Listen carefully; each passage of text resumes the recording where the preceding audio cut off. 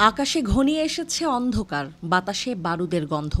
রাজধানীর রাজপথে ছায়া লম্বা হয় রাতের আগেই, অথচ জনতার হৃদয় জ্বলছে আশার আলোয়। ইতিহাসের এক সন্ধিক্ষণে দাঁড়িয়ে বাংলাদেশ।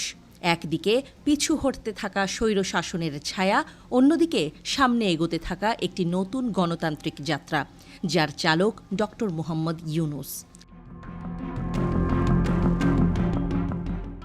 ঢাকা এখন আর কেবল একটি শহর নয়, এটি এক জীবন্ত নাট্যমঞ্চ, যেখানে প্রতিদিনই ঘটছে নানা ঘটনা। আর এই ইতিহাসের কেন্দ্রে এখন একজন মানুষ, নোবেলজয়ী অর্থনীতিবিদ ডক্টর মোহাম্মদ ইউনূস, যিনি ছাত্র জনতার আহ্বানে সাড়া দিয়ে নিয়েছেন বাংলাদেশের অন্তর্বর্তী সরকারের দায়িত্ব। একটি সুষ্ঠু ও নিরপেক্ষ নির্বাচনের আয়োজনের মিশন তার সামনে। জনতার সরব সমর্থনে ক্ষমতায় বসেছেন তিনি, কিন্তু সেই চেয়ারে বসার পরপরই নতুন করে উঁকি দিতে শুরু করেছে ষড়যন্ত্রের কালো ছায়া। রাজপথে হর্ষধ্বনি দিয়ে ক্ষমতায় বসানো হয়েছিল ইউনূসকে। ছাত্র জনতা, রাজনৈতিক দল, নাগরিক সমাজ, সবার সম্মিলিত ইচ্ছার ফসল এই অন্তর্বর্তী সরকার। কিন্তু ভারতীয় প্রশাসন, বিশেষত মোদী সরকারের পক্ষ থেকে এখন দাবি তোলা হচ্ছে এই সরকার নাকি অনির্বাচিত।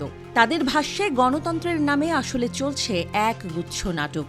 অথচ এই কথাগুলো যখন বলা হচ্ছে, তখন লাখো মানুষের অভ্যুত্থানে, হাজারো শহীদের রক্তে ভেজা পথে এসেছেন ডক্টর ইউনূস। বিশ্লেষকরা বলছেন এটি একটি সুপরিকল্পিত কূটনৈতিক চাল, কারণ শেখ হাসিনার পতনের পর ভারত তার একমাত্র আঞ্চলিক বন্ধু হারিয়েছে। এখন তারা চাইছে যেভাবেই হোক একটি সংস্কারবিহীন, ব্যবস্থাপনা নিয়ন্ত্রিত নির্বাচন আয়োজন করে নতুন করে পুরনো নিয়ন্ত্রণ কায়েম করতে। আর এখানেই বাধা হয়ে দাঁড়িয়েছেন ডক্টর ইউনূস, কারণ তিনি বলছেন নির্বাচন হবে, তবে তা হবে অংশগ্রহণমূলক, অবাধ ও গ্রহণযোগ্য। কোনো তাড়াহুড়ো নয়, সময় নিয়ে প্রক্রিয়াগত সংস্কার হবে।